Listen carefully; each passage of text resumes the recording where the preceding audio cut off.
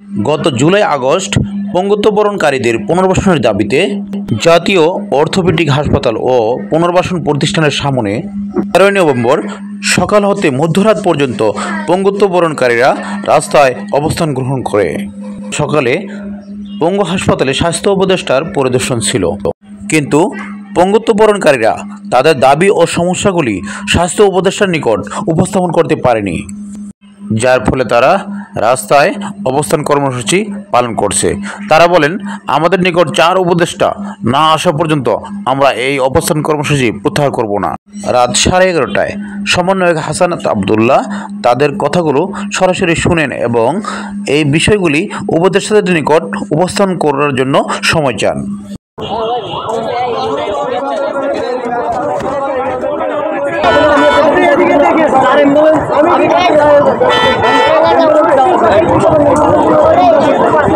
ECB চত্বরে এই শিশুটির একটি চোখ হারায়। কোথায় থেকে আহত হয়েছিল?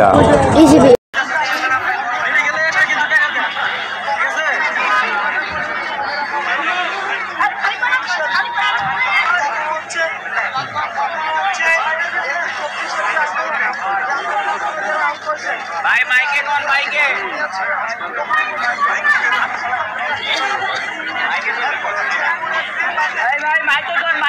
भाई माइके कौन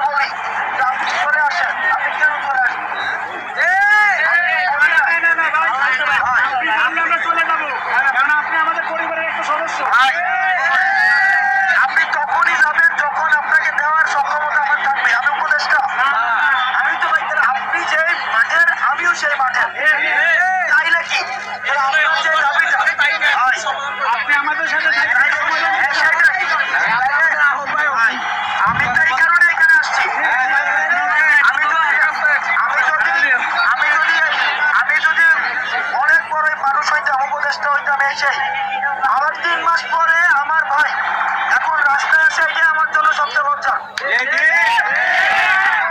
আমি তো আপনাকে পরিবারের ভিতরে আসেন যতক্ষণ পর্যন্ত আপনি সমস্যা